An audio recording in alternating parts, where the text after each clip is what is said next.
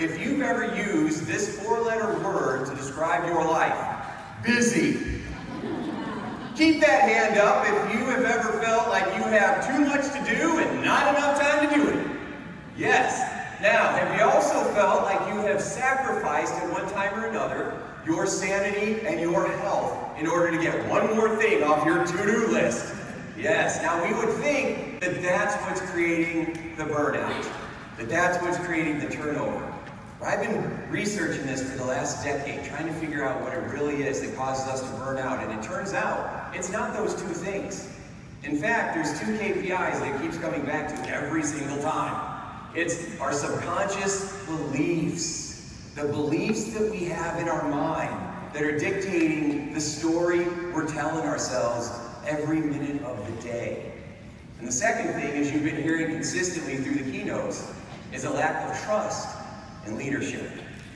So we need to do some things to change that. So we're going to go ahead and break it down today. Because when you leave here, you're going to have 5 mesmerizing tips for what to do to start to turn things around today. Okay? So we're going to start with your beliefs. So let me ask you a question. Is a belief an opinion or a fact? That's right. That's what I started with you. It is an opinion. That's right. So, case in point, 1903, December 8th, New York Times, talking about a man carrying a machine from one place to another. Ha! It would take mathematicians and engineers a million years, or what did they say? 10 million years to get that done. 10 days later, in the Ohio Herald, Orville and Rill were right. By the first man-carrying airplane. Right? So we have all these ideas of what we think are going on, but that's not really what's going on. You see, you're not dealing with reality. You're dealing with your interpretation of reality. It's not what we go through, it's what we tell ourselves we've been through that matters more than anything else. It's our interpretation of the situation. So this is what happens in your unconscious mind. You have data that comes into your mind from your 5 senses. You look, you listen, you learn, you're smelling, you're tasting, okay? You're taking all of this data in. And your mind swishes it through your filters. And your filters are your life experiences, your beliefs, your values, your unconscious biases, your stereotypes, all the things that we have absorbed from our culture, our family, from our origin, from where we grew up, from our religion. It's all inside of our unconscious mind. When you have information that comes in, your mind is swishing it through, lightning fast, trying to figure out what it means. And your brain has already decided what it means before you're even consciously aware of it. It's how fast your unconscious mind works. So you take this information in, it goes through your filters, and then an interpretation of what it means and a feeling arise. And that interpretation and that feeling together create what you do next. And most people are going through life reacting instead of responding, which is why you hear so much about mindfulness today. And self-awareness and emotional intelligence is trying to get us to slow down instead of what we're trying to do is speed up. How can we speed up? Another cup of coffee, another candy bar, right? What else can we do? How about some Red Bull? That improves productivity, doesn't it? Yeah. I'm gonna have another Red Bull, smoke a cigarette. I'm good to go. I don't know my name, but I'm ready. We have to learn to slow down and go within. And when you start to do that, that's when things change. Okay? So there's so much going on inside of us, and we're always trying to look for how do we feel safe. So I've been a therapist for a long time. I've been studying us humans for 30 years. I originally focused on helping people with post-traumatic stress before I got into working with companies and really realizing how much of that happens here in the office. And so my goal is to help people who've been through the worst of the worst turn it around and do it quickly, especially if regular counseling or medication hasn't worked. And so I got really good at that. And I started walking around in people's unconscious minds, and I realized that there's a whole lot going on in there. And the biggest fear that we all have is that somehow in some way, I'm not going to be enough. I'm not good enough. And if I'm not good enough, I won't be loved. So how do I get love? That becomes the mission. And in our unconscious mind, how do I get love? How do I feel safe? And we take that through our family, we take it through our marriages, we take it with our kids, we take it into the workplace. How can I feel loved? How can I feel important? How can I feel significant? How can I feel safe? Well, Virginia Satir was a very famous family therapist, and she said there's different ways of coping with this. Okay? She said that there's 5 different ways that we communicate in our mind to ourselves and with others. And we're going to go through those in a moment. But before we do that, I want you to go ahead and look over at the person next to you. I want you to look them right in the eye. Now I want you to point at them, and I want you to do this. I want you to say, "You are awesome."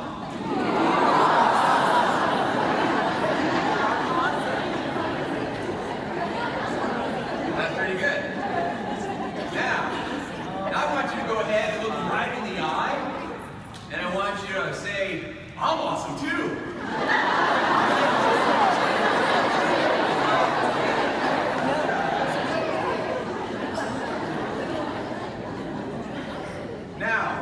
Which one was easier to do? Yeah. See, it depends, right? So, about 10 years ago, I had a lot of clients that were coming in. That were in HR, that were VPs, that were CEOs and CIOs and all the letters, right? And people were coming in and they were just stressed out, trying to figure out, how do I deal with all the pressure? Or how do I deal with all the silos? Or how do I deal with all the finger pointing?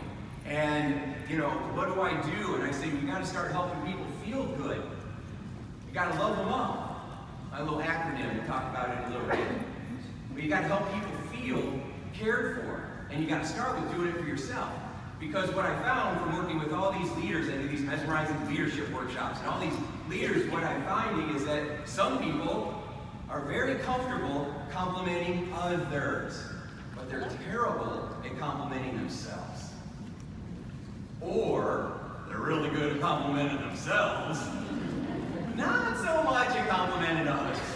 I remember this sales guy one time, #1 in his company. I did a program for him, talking about validating others, lifting people up, and taking care of yourself. And he calls me up a couple days later. He says, "Tim, what you said is a bunch of crap." He says, "That ain't working." He says, "I'm crushing it. I'm #1 on the board, and not one person has come up and said, 'Good job, you're doing great.'" And I said, "Okay." I said, "How many compliments have you given this week?" Crickets. Oh. Literally for like 30 seconds, I didn't hear anything, and then he's like, "I get it. Thanks," and then he hung up on me. And so, we've got to make sure that we get good at both.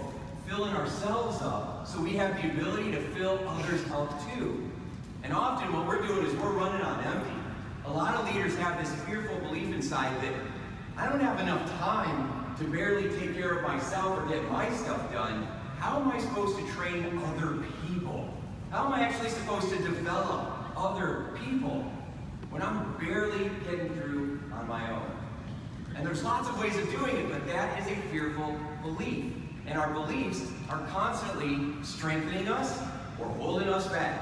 And we all have them. We have these blind spots, these things you're not aware of. You can't see the label when you're in the bottle.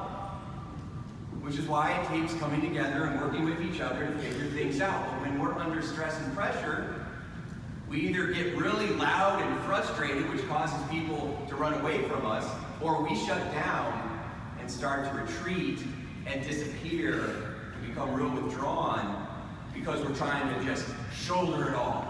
I'm going to be okay. And we're not okay. And that causes a lot of health problems. It causes us to turn to food and boxes of wine and Bravo at night and CBD oil now. Right? All we have to do is keep medicating ourselves, keep looking outside for the answers, but you'll never find the answers outside because the answers that we need are in here and in here.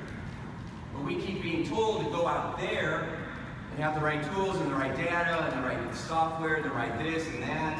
And all it does is causes more stuff for us to have to learn. And we get stressed out again. How many of you feel like you're constantly having to learn something new all the time? Like all the time. Yeah. Just if I want to make a phone call, I have to learn a new app. I have to figure out something else.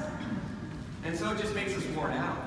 So before you leave here, I'm going to take you through a little exercise, a few of them. This is going to recharge your batteries. Okay? So Virginia sits here. So she says there's 5 ways that we communicate, 4 of them are dysfunctional, and then there's 1 that we want to strive to use. Okay? Now, what I've also learned is that a lot of times we think that having more information and more data changes behavior. That is not the case. In psychology, there's this idea that awareness is change. No, it ain't. Okay? I'm aware I shouldn't eat that whole box of cookies. I'm doing it anyway. Okay? Awareness is not change. The big thing is personality assessments. You're an LGBT, LTY, MSG, squiggly line, red box. Right? All the personality assessments, which are awesome. I love them. I started out way back when, right, with the EPLOT test and the Enneagram and all these others. So I love the idea of having more of it. But that's only step 1. Okay, so you're a D, I'm an I, but I still don't like you. Remember what you did last week? Yeah, I never let that go. Okay? So Virginia says this is what happens in your mind. So instead of just explaining it to you, what changes behavior is taking people through emotional experiences that literally upgrade your emotional intelligence.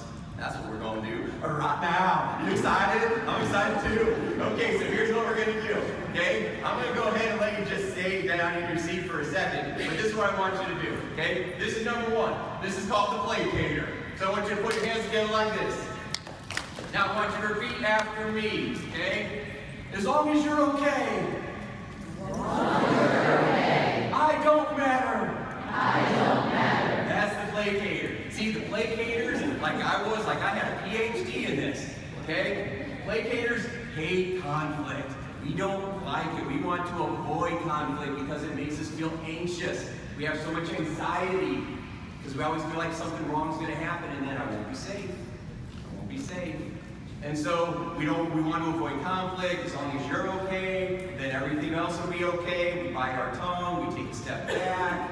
Right? We try to figure it out. But the problem is that we stuff it down. And then what happens is it comes up, not to the person you're upset with, but to everybody else. Right? We become passive aggressive. We have a pity party for ourselves. I had this huge pity party hat. I would put it on. Poor me. Everybody go like this. Go, poor me. Poor me. That's exactly what I would do in my head all the time. I would make it worse. I would make others worse than they really were. I would make myself better than I really was in that situation because I wasn't saying anything. I wasn't speaking up. I wasn't communicating with honesty because I was afraid that I was going to get in trouble and I don't want to rock the boat. So I wouldn't say anything and then I would help cause the problem I was complaining about. So instead I would have this passive aggressive behavior.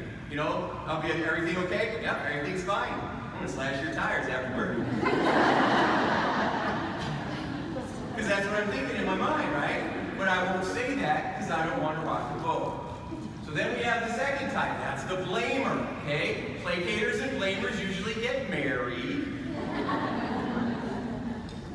So the blamer is always pointing the finger at somebody else. Go ahead and point like this, and I want you to say, it's all your fault. It's all your fault. That's right. It's all you. The reason, now remember, these strategies, these dysfunctional styles of communication have come up from us trying to figure out how to feel safe. So they all are all rooted in insecurity, right? And so we have this feeling that if it's my fault, then I'm going to lose authority, right? Then I'm going to be seen as weak. Then someone is going to take my job. So instead of, owning the situation and being accountable and learning and doing something with it and building other leaders around us, what we're doing when we're blaming is the exact opposite. It's your fault, you don't care, you're just lazy, and we start blaming everybody else. And it shows up all the time. Every time we get upset, we're either withdrawing or we start to blame. The third one Virginia talked about was the distractor, okay? So in this one, I want you to imagine that you're going in 20 different directions all at the same time. Go like this. All right, let's see what that looks like. That looks pretty normal. Don't you ever feel like sometimes you stop when your eyes are still rolling around in your head? Because we're all multitaskers, right? Even though there's no such thing as multitasking, because we have to stop and shift. Our brain is having to stop this and shift over here. And when you have to stop and shift to do something else all the time, it's exhausting. Which is why we feel so worn out. So the distractor doesn't want to deal with the real problems, so what they do is sweep it under the rug. And that works awesome, right? Yeah, that is a nightmare. So what happens is we keep talking about all the other problems. We deal with all the other things that we need to do. Well, we're not going to deal with that right now because we can't do anything about that anyway, so we're going to focus over here. They get caught up in all the shiny things. Instead of saying, hey, this is a real problem, we need to have a difficult conversation, right? We need to sit down and be honest with each other and try to figure out what we can do to make things better. And of course, in order to do that, you have to create the psychological safety that you're hearing all the time, right? Because it's what needs to happen. You need to feel safe in order to open up, in order to share what you're really thinking. And you know, Brene Brown talks about vulnerability as strength, right? It's not a weakness being vulnerable, it's strength. And she said a lot of times we think we're dealing with fear, but we're not dealing with fear. We're dealing with our emotional armor, which means the defenses that come up when we're stressed. And these are the defenses. So the fourth one Virginia talked about was the computer. Okay, so the computer doesn't want to handle all the emotion, and so they literally just draw back, right? They call it the computer. So I want you to put your hands up like this. Repeat after me. Just the facts. None of that touchy-feely crap. Okay? So that, when you're feeling under pressure, you will draw back and then just kind of emotionally disconnect. You have probably been around people who have been in that situation where it just seems like they could care less. You can't connect with their heart, and if they can't connect with you, they won't trust you, and you can't lead them. People have to trust you in order to follow you. If you have a bunch of people walking behind you, that doesn't mean that you're a leader. It just means we're all going to the bathroom. So instead, we have to recognize that we're doing these things and then shift it. Shift it into what? Into the leveler. Okay? So the leveler, and by the way, I already took notes for you. You don't have to write this down. I took care of you. I got you. You don't need more work. Tim is here to make your life easier. So you don't have to take any notes unless you want to, but I put a really nice handout together, put everything on there for you so you can take it back to the office and go, you're a blamer! That's what I learned today. I know what your problem is.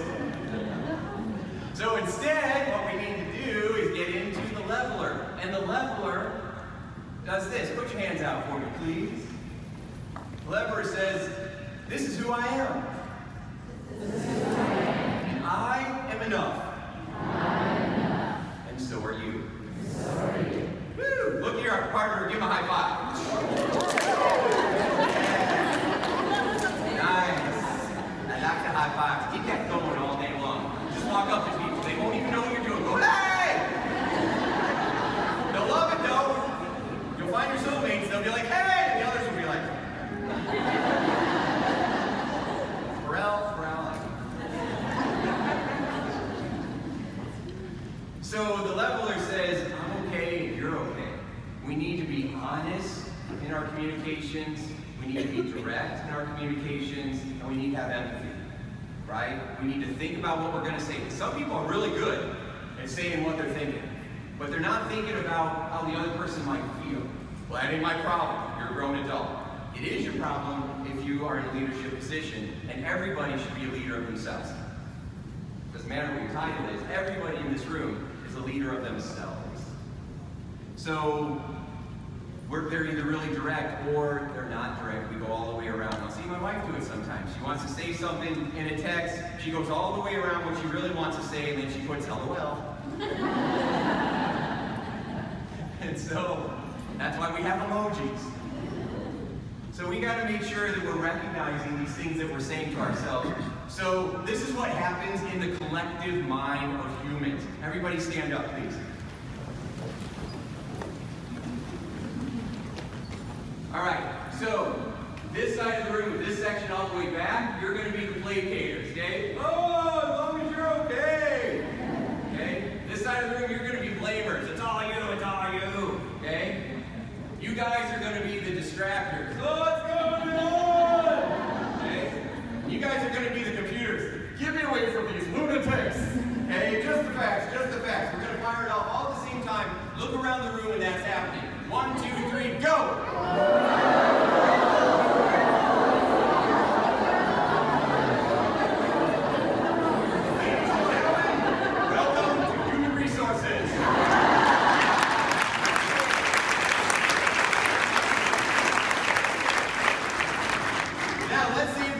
feels any different. Okay, so now I want you to go ahead and I want you to put your arms out like this.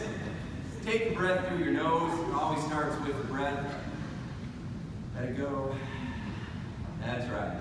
Now I want you to look around the room, and I want you to just smile at people, and I want you to just think in your own mind, I'm good, you're good. I'm good, you're good. I'll pass around CBD oil. And then give two people a high five and just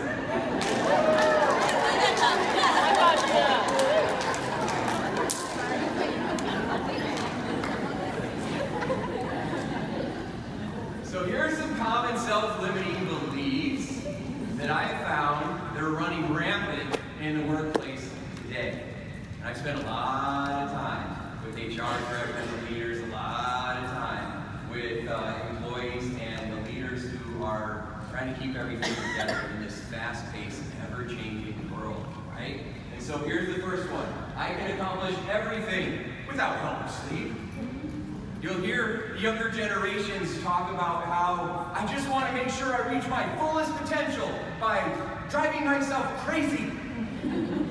That's what leads to burnout. I just want to reach my fullest potential, which is awesome. What makes you think you're not good enough now, though? What makes you think that you're not enough already? It's those beliefs, it's that fear, it's that insecurity that I'm not enough. So if I have this degree, or if I have this certification, or if I have this title, or if I make this money, or if I'm super parent, right, where I'm working and then I'm raising kids and I'm wearing this cape and I'm getting 2 hours of sleep and a gallon of coffee and living at Starbucks, then I'm living the dream. Does it feel that way when you're doing that? Does it feel like you have arrived? No. It's what causes people to say, why did I do all this? It's funny, the first part of our life, we're trying to figure out how to get all this stuff. And the next part of our life, we're trying to figure out how to get rid of all this stuff. Because we just walk around shuffling our stuff, tripping over our stuff, never being able to get to our piles because we don't have enough time, because we're doing all this stuff that we really don't want to do anyway. So we got to play by a different set of rules. And people say, well, that's just the world I live in, that's just the family I have, that's just the situation. Tim, you don't understand. And that is resistance.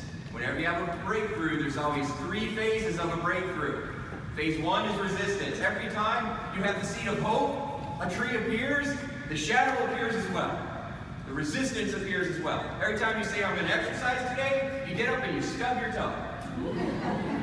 The resistance will appear. Now the resistance is necessary because it's what challenges you and causes you to grow into the person that you want to become. So resistance is necessary, but you got to know that it's going to be with you all the time and it never goes away. And the more you grow, the cleverer it gets. And if you're okay with that because you know it's here to help you grow, to challenge you, to make you stronger, to let you know that you are more amazing and more powerful than any situation that shows up in your life. You are not your thoughts, you are the thinker of your thoughts. That gives you massive power. And most of us are just not standing in our power the way we could be. So the second one is I have to be perfect. A perfectionist. Perfectionism is just an excuse to not get anything done. If I can't do it right, I'm not going to do it. Okay, great. So, if you have a tray of glasses, I was just coaching someone and she owns 5 restaurants and she was into perfectionism. Everything has to be perfect. I have to control everything because she's afraid that if she doesn't control it, it will all fall apart. So we have this away from pain strategy, which is exhausting. Always being run by adrenaline, which is exhausting. Okay? So she says, I have to be perfect. I said, okay, I get it. So if you have a server and they have a tray of glasses and they're walking through the restaurant and one of the glasses falls off, she should just dump the tray. Because that's all or nothing, right? And she'd be like, well, no, I guess I didn't see it that way. And then all of a sudden, a possibility appeared, right? A new possibility entered her mind. And that's exciting. So I need to cover my own assets because I can't trust others. You hear a lot about mistrust in the workplace. We're going to talk about that briefly in a minute. And then what to do about it. Because a lot of times you hear about the problems, these are the problems, these are the problems. Okay, cool. I'm way more interested in this is the solution. This is what we're going to do now. This is what we're going to do about it. This is how we're going to feel better right now, because now is where we live. You've never looked at your watch and said, holy crap, it's tomorrow. We live in the now, but our mind makes us think that we're living in the past, because that's what we're always thinking about, or we're living in the future, because that's all what we're worried about. But those things don't matter anymore. You learn from there. You create kind of an idea or a vision for what you'd like your future to be like. You spend most of your time, 95% of your time, you spend on, how do I feel peaceful in this moment? And you'll do that with the power questions that I'll share with you in just a bit. So instead of saying I need to cover my own assets, what we do is we need to work on being trustworthy, and then we'll see more trusting people. And you can trust others and still not lend them 20 bucks. You can be a trusting person and still set boundaries with other people. If someone does something that's not trustworthy, don't let that turn you into a mistrusting person, or they're pulling your strings. You should be pulling your own strings. Make sense? Right? So you decide how you're going to be. You're not going to let the culture you're in, the people you're around, the family you are from, decide who you're going to be, because that's your call. Number 4, I'm too busy to take care of myself. And I hear that from leaders consistently. I don't have enough time. I can't train my people. And often, they don't know how, because they were never taught. Most leaders have never had any leadership training at all, right? They're good at their job. They get promoted to something that they don't know anything about, and then they wing it. My dad worked in a steel mill, like U.S. Steel, in Hobart, Indiana, where I'm from. I live in this small place now called Carmel. I don't know if you heard of it. But anyway, I grew up in Hobart, and my dad was in a steel mill, and he said that it was funny because every once in a while somebody that was really, really good at their job would get promoted into a job they knew nothing about. And then they call them leader, and then it was a disaster. And they just kept doing it over and over and over. So we gotta provide the skills, okay? And then I'm not good enough to accomplish my goal. According to who? That's a great add-on. According to who? Because I have found that everybody I've ever coached was able to achieve their goal. So what changed? It wasn't who they were, it wasn't their experience, it wasn't their past. It was the belief. They went from I can't to I can. So your mind works like a GPS. Whatever you focus on, you move towards. Whatever you tell yourself, that's what you're going to start to believe. Whatever you think about, comes about. Whatever you tell yourself enough, you're going to start to believe it. So what does that say? You might have seen this before. What's that say? That's right. For those of you that have seen it before, you get a sticker. Okay? Some will say now here, some will say nowhere. Okay? It just depends on where you put your focus. So let me give you another one, fancy pants. What's that say? Oh! Give each other another high five. That was awesome. Everybody's getting stickers today. That is fantastic. It's my kid's first day of school, so I'm into stickers. I don't know why. All right. Okay? I'm possible. And the fact is you are. You can pretend you're not all day long, but you are. Okay? So let me tell you a story real quick before we talk about the mistrust part. Okay? So there's this kid, and he's walking down the street, he's got this stick, he's just walking around, and he sees this tennis ball. So he picks up the tennis ball, and he says, whoa, world's greatest batter. So he steadies himself. He throws that ball way up in the air, he watches, he swings, totally misses it. That's okay. Strike one. Picks up that ball, gets ready, throws it up in the air, swings, strike two. That's okay though. He's got a good attitude. Picks up the ball, gets really focused, throws it way up in the air, watch him, comes down, swings, misses again. He starts to get really upset. And then he thinks, world's greatest pitcher. Now that's a thinker, okay? Some of you are going to be driving home tonight, you're going to be like, ah, pitcher! I get it! Okay. So anyway, we move on. So lack of trust in leadership, in your boss. So let's talk about some of this. So in the Edelman Trust Barometer, which is this company that surveys trust, and they surveyed all the companies around the world, all the industries, all the sectors. thousands and thousands and thousands and thousands of people, and they said, do you trust your leaders? And 63% of them said no.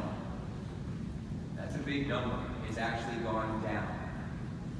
And so, with the world that we're in right now, where everybody's catching everybody else doing things wrong, where there's so many blamers out there, it's not a surprise that there's more mistrust and more fear. That's how you control the masses. That's for another time. I talk about mind control and aliens tomorrow night. My backyard. No, I'll invite you. Okay? So, trust is so important. If you're going to trust people, you have to believe that they're going to have your back and you're going to have theirs. Right? And that builds up over time, but there's things you can do to speed it up very quickly that we just don't really have experience with unless, you go to a seminar or somebody comes in and actually takes you through these experiences, because we're just going through our day doing the best we can. But trust is huge. So, just to prove it real quick, I need a volunteer. Come here, man. All right. So, come on up real quick. Everybody, this is my buddy Matt. Make Matthew feel welcome.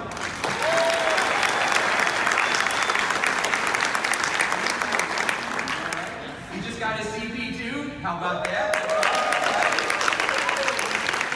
Alright, so here's what we're going to do. Matt, I want you to go ahead and put your left arm out like this, okay? Now I'm going to take my first two fingers and I'm going to push down and you resist, okay? Don't let me push.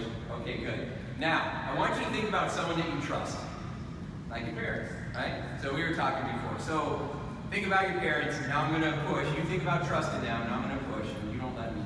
Yeah, oh, you're very strong. Oh my God. You got extra muscles in there. Okay, good. That's very good. All right, now I want you to relax your arm for a second. Go ahead and put it down. You need to relax more, man. I am relaxed. You're fine. That's right. So, all right, now I want you to think about someone maybe you don't trust. You got someone? Okay, now I want you to put your arm up. Think about someone that you don't trust. Now resist. What? All right, go ahead and resist, because you know what I'm going to do.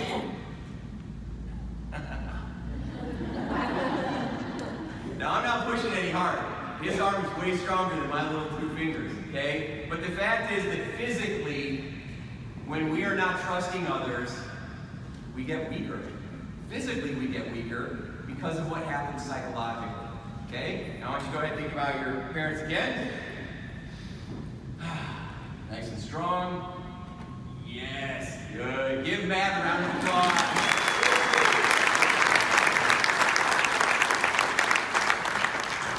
So remember, people don't quit their jobs. They leave their managers. They leave the people that they feel, you don't listen to me, you don't care. Even if I share ideas, it doesn't seem to matter. You never tell me what's going on, because we have this old idea that you can't be transparent, which is starting to change, right?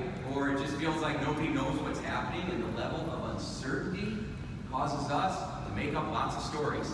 And when people aren't narrating what's going on and being honest and giving the story, then what happens is you have everybody in the company making up their own. Because we're always making up our own story all the time. And so we got to make sure that we're aware of the stories that we're telling ourselves, and then just ask yourself, whatever you're telling yourself in the moment, would you say that to someone that you cared about? Would you tell that to a kid? You know, this is never going to work out. Your life is over. Of course not. We'd be more loving, hopefully more caring. But a lot of times we're not taught how to be that way. Now I find that in this profession, you attract people who have big hearts. So the challenge in HR is taking care of yourself and using your voice. And that's the challenge that I find with a lot of my HR friends, is that they're super brilliant and amazing people, but they're not using their voice, or they're stepping back instead of leaning in. And when they change that around, it is extraordinary. Bless you, it's extraordinary what happens. Right? It's extraordinary the power that comes from them, the confidence that comes from them, and all the great ideas. Because sometimes there's a myth out there that if you're not loud and extroverted, you're not a good leader, and that is ridiculous. The best leaders aren't the best talkers. They're the best listeners. The ones with the most influence and impact. They're not the most persuasive speakers. They're the best listeners. And they're the best at validating other people, making other people feel good.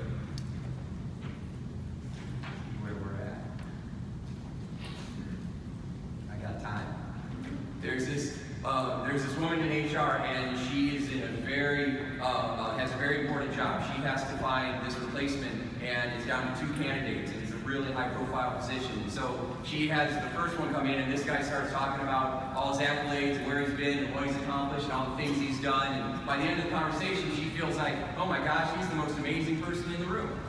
Okay? So then she interviews the second guy, and the second guy, she's talking to him, and he's done some stuff, but he starts asking how she got to where she is, and all the stuff that she's done, and all the things that she's been through, and by the end of the conversation, she was convinced that she was the most amazing person in the room. Who do you think she hired? That's right, that second person, because of how he made her feel, because she knew that he would do that for others too, and that's how you build the trust. So, all right, let's get down to what we're going to do now, because this is your action plan, okay? For the rest of your life, this is what you do, okay? If you want a really extraordinary, mesmerizing quality of life, which I believe we do, right? And that doesn't mean it has to be over the top, extravagant. It just means you walk around feeling peaceful. If I gave you a magic lamp and you could wish for anything, what would you wish for? And a lot of people would say money, right? All this other stuff. I wish to be peaceful in the moment. Regardless of what's going on, I want to feel peaceful in the moment, right? That doesn't mean passive. That means more resourceful, so I can think things through, make a better decision. Instead of just, wishing for something and then thinking all of a sudden that's going to make me happy, because I found that when I had more money and more success and all that, I was just more stressed out. I mean, I had a lot more hair when I started this gig. And it made me feel that I was just like broke at a higher level. And I didn't want to feel broken anymore. And so I had to shift. I'm trying to feel special and significant and important to helping everybody in my life feel that way. So the first thing we do when we want to feel more peaceful inside is we start with the breathing. Control your breathing and you control your life. My other favorite quote is, when you learn to go within, you never go without. That's all. So I want to teach you a quick psychological strategy for feeling stressed out. Okay? Here we go. So I want you to look at the ground, take a big deep breath through your mouth, and then I want you to think about bad things happening. Go. That sucks, doesn't it? Now, I want you to look up. I want you to breathe through your nose. And I want you to just do that. Just look up and breathe through your nose. Notice if it feels different. And then here's something. Look up, breathe through your nose, and try to get stressed out now. What happens? I can't think enough. Now, I know some of you are there, well, I can do it. Well, that's just because you practice all the time. Yes, we can make ourselves stressed out, but what's the point? Unless you have a hidden benefit. What that means is you use your stress because you think it's what makes you driven and successful. That's the number one reason which makes a lot of people not coachable, a lot of leaders in companies not coachable. It's because either they're afraid of looking like they're wrong, or they think that that power, that motivation, that drive, that if you want to talk to them, you have to run next to them. They think that's what made them successful, and they're afraid to upgrade to something else because they might lose their power.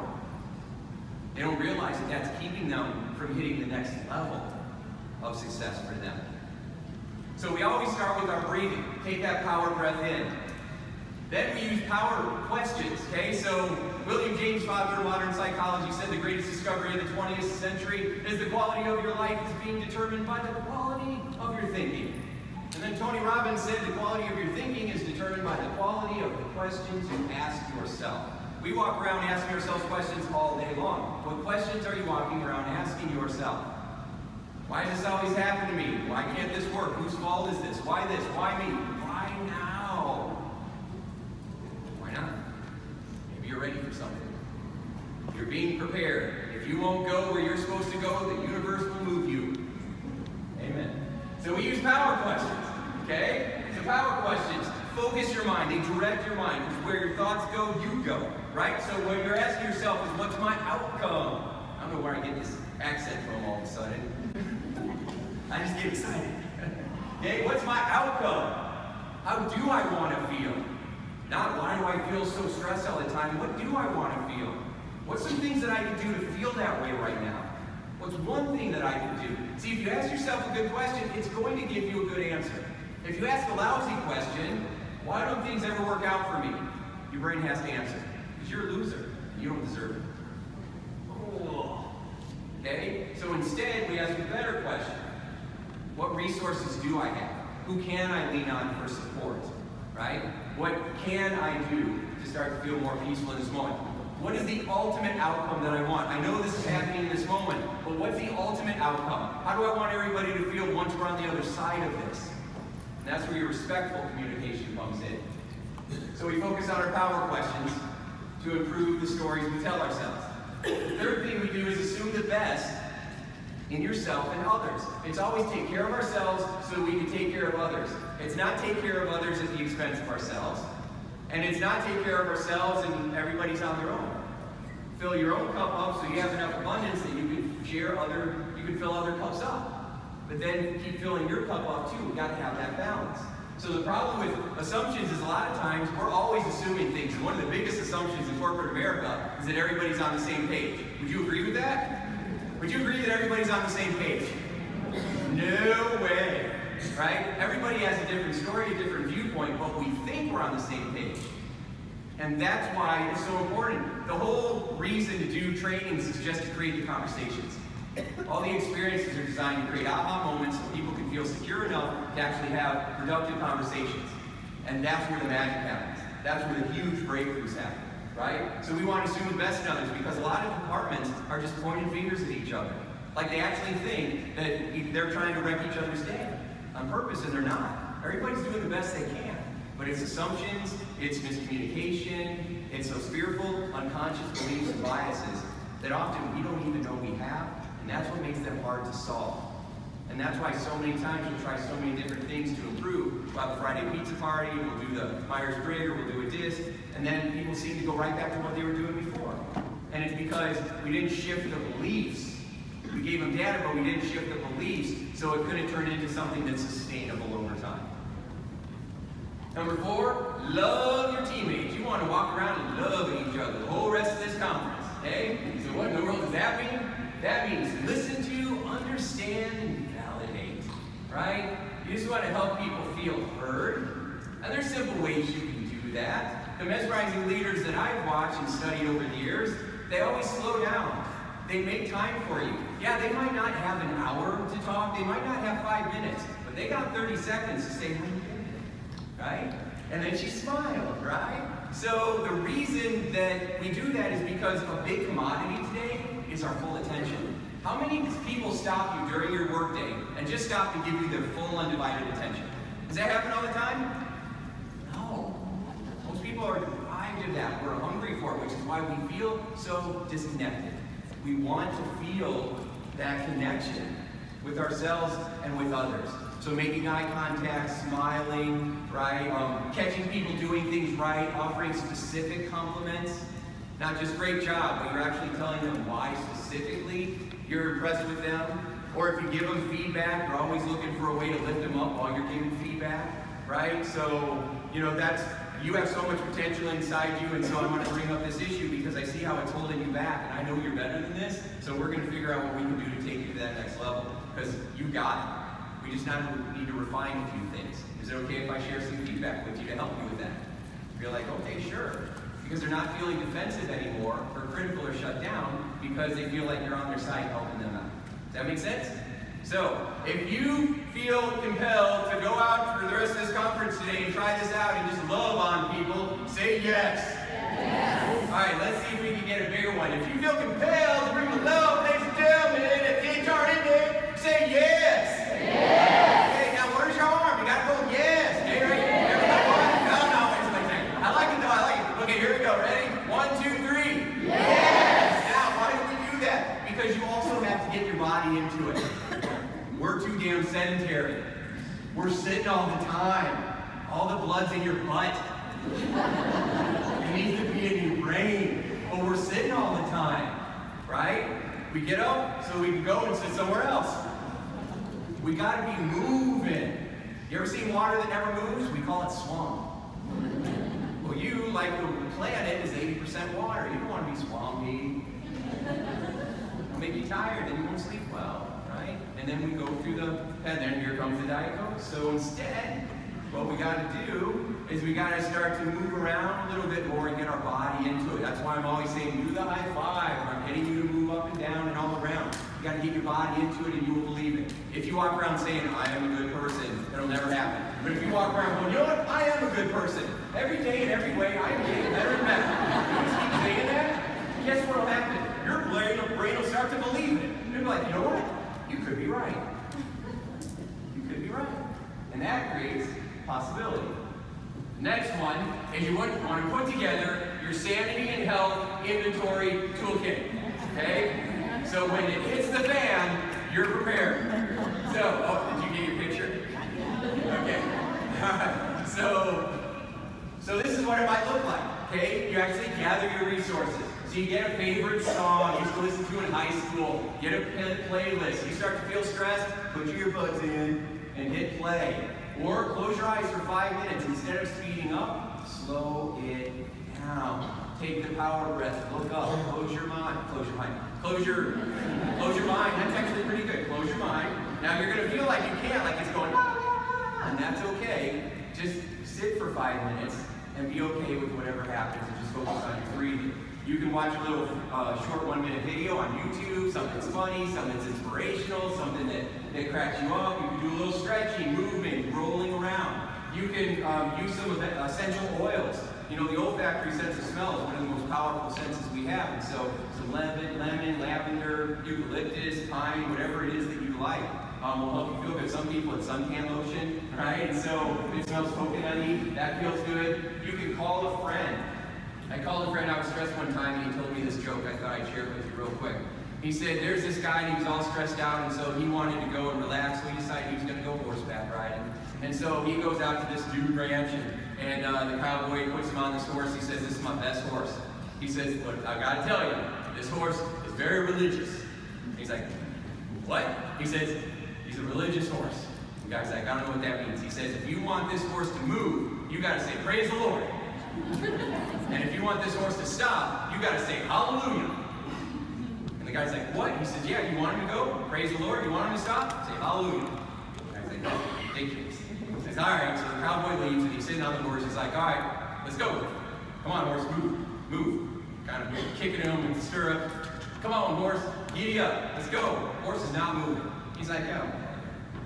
Praise the Lord. And all of a sudden, the horse rears up and takes off. And these guys just hanging on for dear life. He's like, oh my God, he's just trying to hang on. And the horse is going so fast that he sees that he's going to the edge of this cliff. He's going to fly right off. He's like, stop, stop, stop, stop, stop. Horse ain't stopping. Finally, he goes, oh no, hallelujah. And the horse, right to the edge of the cliff. And the guy goes, oh, praise the Lord.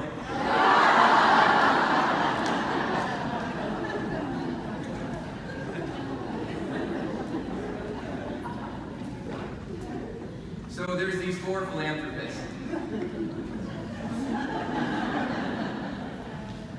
And they're in this town, right? And they're hanging out, and all of a sudden the one town over there takes over this one.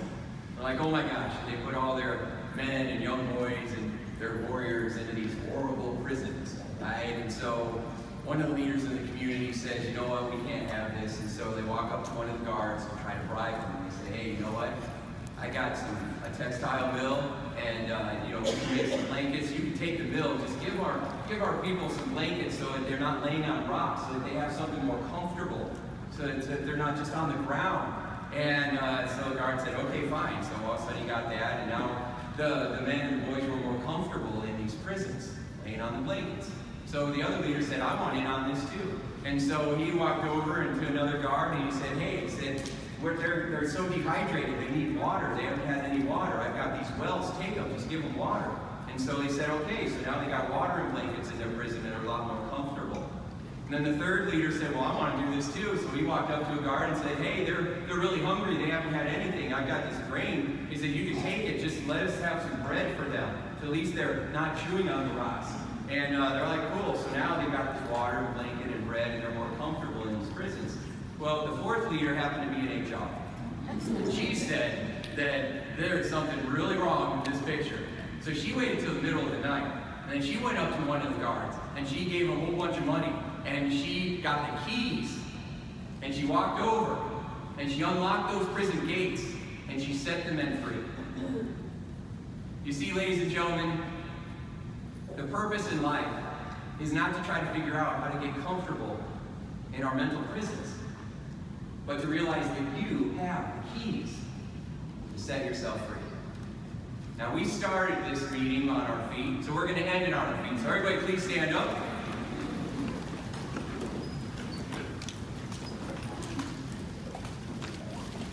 Look over at the person next to you and give them a big high five. High five. And repeat after me.